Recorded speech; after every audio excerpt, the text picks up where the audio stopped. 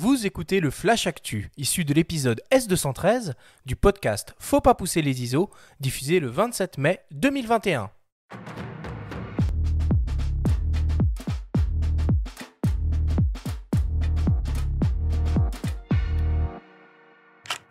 Cette semaine, dans le Flash Actu, Lumix met le paquet sur le micro 4 tiers. 2 rétrospectives majeures seront à découvrir dans l'édition 2021 du festival Visa pour l'image et le programme étudiant Canon est de retour. Le Flash Actu vous est présenté par Fox.fr, le nouveau site des spécialistes de l'image. Panasonic a décidé de faire évoluer son Lumix GH5, un hybride micro de 4 tiers taillé pour la vidéo en une seconde version, le GH5 II, désormais aussi taillé pour le cinéma. Côté hardware, on retrouve une nouvelle version du capteur de 20 millions de pixels associé à la dernière génération de processeurs d'image Venus Engine qui ouvre la porte à de nombreuses nouvelles fonctionnalités et modes d'enregistrement vidéo.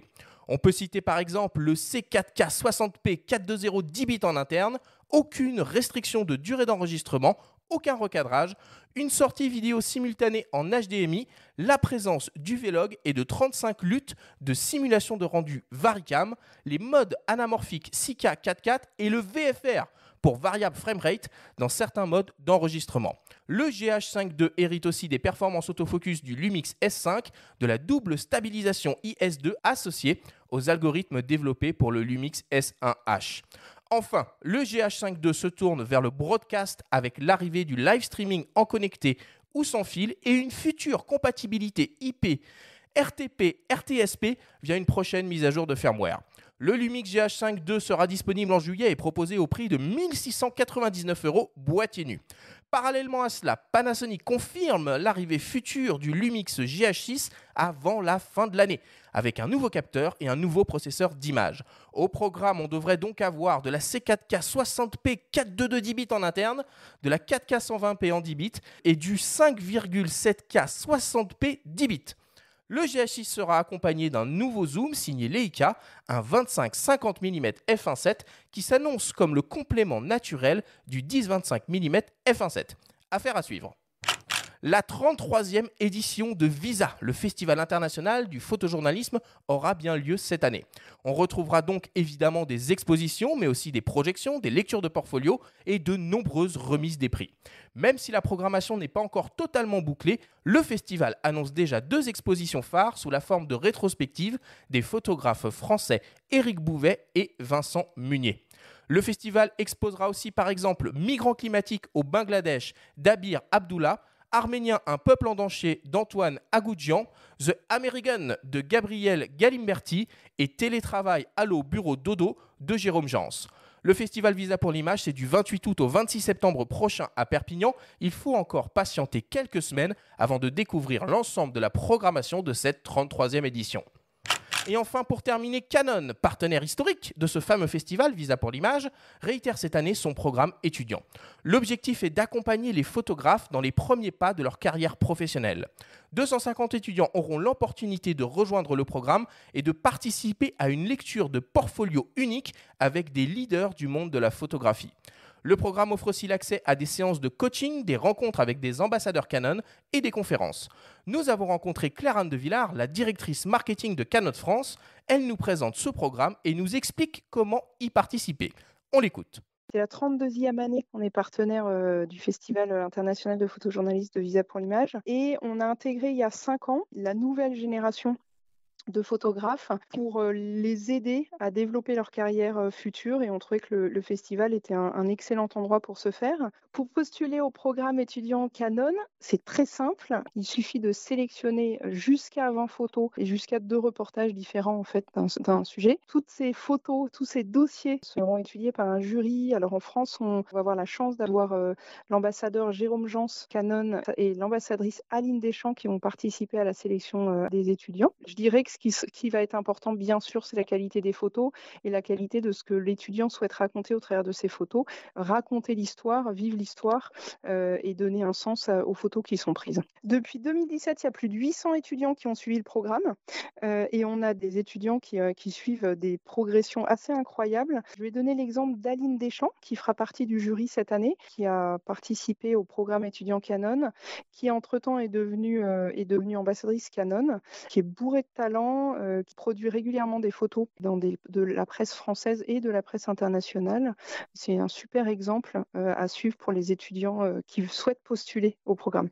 Les étudiants intéressés pour rejoindre ce programme ont jusqu'au 9 juin pour postuler. Toutes les informations et modalités sont à retrouver sur le site de Canon.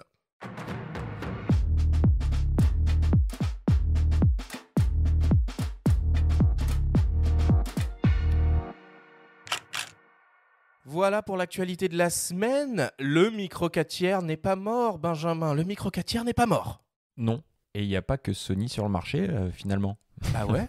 Après tous ces longs mois où on a vu des optiques déferler chez Sony, du 24-36 en veux-tu en voilà, non, le micro 4 tiers n'est pas mort, surtout en vidéo. Il y a beaucoup de vidéastes qui privilégient le micro 4 tiers. J'en fais partie sur certaines productions où il faut filmer à main levée, notamment, gérer la profondeur de champ. Les GH, c'est vachement bien. La double stab, ça marche très bien. Donc ce GH5 Mark II, sur le papier intéressant, il est lancé moins cher que le GH5 à l'époque. Je crois que c'est 200 € moins cher. Bon, voilà. Maintenant, la question se posera pour ceux que ça intéresse. Est-ce qu'il faudra attendre le GH6 ou est-ce qu'il faut investir dans celui-là? C'est ça, ouais. Là, tout le monde va attendre le GH6 avant de se lancer pour voir déjà la différence qu'il y aura entre les deux boîtiers. On ne sait pas grand-chose pour l'instant. Hein. Sur le GH6, on a un pot visuel avec une prise synchro flash qui apparaît. Donc, ergonomiquement, il ne devrait pas être très loin. Oui, synchro flash pour de la vidéo, ça n'a pas grand intérêt. Il faudra attendre. Et là, non, la très belle, le très beau développement, c'est quand même cette optique 25-50 f1.7. Oui. Qui va compléter le 10-25 existant. Là encore, pour les vidéastes, c'est très très intéressant quand on veut filmer des concerts en basse lumière, ce genre de choses. C'est de très très beaux jouets. Tiens Guillaume, vous êtes tous passés à l'hybride. Comment ça se passe là? Les étudiants, ils sont équipés avec quoi dans votre formation ou qu'est-ce que vous leur mettez dans les mains? C'est une très bonne question. Alors, nous, au lycée, on commence à avoir un parc de matériel qui est pas mal vieillissant. On est surtout équipé en réflexe 24-36 et en boîtier moyen format. On n'a pas encore d'hybride. Alors, c'est vrai que les investissements ont été pas mal compliqués en ces périodes de Covid. Donc on n'a pas pu faire le renouvellement qui était souhaité. On avait envie de partir un petit peu sur de l'hybride plein format. Et les élèves, c'est assez hétérogène, hein, l'équipement. Certains arrivent avec des petits hybrides APS-C. D'autres ont déjà du réflexe 24-36. On commence à avoir maintenant de l'hybride 24-36 aussi auprès des élèves. Et c'est vrai que la grosse majorité des élèves, lorsqu'ils s'équipent, ils arrivent d'abord avec un réflexe APS-C. C'est vraiment un gros classique, quoi. Nous, le GH, on va suivre ça de près parce que pour les formations, sur nos masterclass, on suit les artistes photographes sur le terrain et on les suit avec 2 GH. En fait, on a un GH4, on a investi assez récemment dans un GH5, effectivement, qui est super bien pour la stabilisation, pour les basses lumières. C'était toi qui me l'avais conseillé d'ailleurs, je crois, Benjamin, quand on en avait discuté. Donc moi, je suis très content des GH. Je vais voir pour le GH6, à mon avis, il y a un petit peu de temps encore pour peut-être upgrader notre matériel.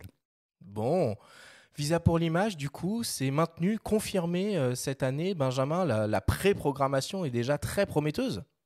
Ouais, puis on retrouve avec bonheur deux photographes français qu'on aime beaucoup ici, Eric Bouvet et Vincent Munier. Tiens, j'en profite pour glisser une petite info concernant Vincent Munier et à l'attention des plus petits. Là, il y a un livre sympa qui sort pour les enfants aux éditions Plume de Carotte, en fait, où on suit Vincent Munier à travers des dessins très simplifiés qui nous expliquent l'art de l'affût et de la manière dont il travaille avec certaines de ses photos emblématiques de bœufs musqués, d'ours, etc.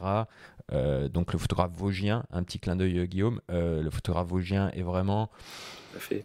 Voilà, incontournable dans le paysage français, et c'est bien que dans le cadre de Visa, il soit aussi présent parce que son travail est aussi engagé à travers tout ce qu'il fait et toutes ses alertes autour de la faune et de l'environnement. Donc oui, on attend avec impatience ce rendez-vous et moi je ferai tout pour me rendre dans les rues de Perpignan fin août, début septembre.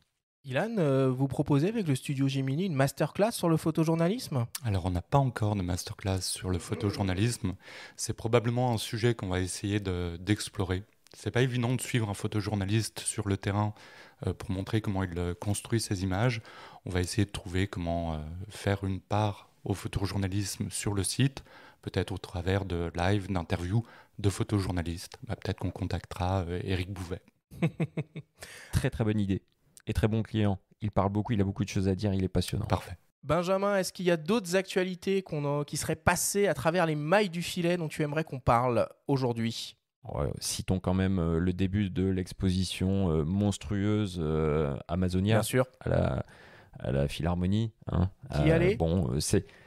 non, pas encore, mais c'est un peu comme un blockbuster. On retourne dans les cinémas à l'heure actuelle. Voilà, c'est le truc incontournable. Mais il y a les bons et les mauvais blockbusters. On est plutôt dans le très bon, là, a priori, avec une mise en scène sonore, puisque ça se passe à la Philharmonie. Les images splendides de Salgado.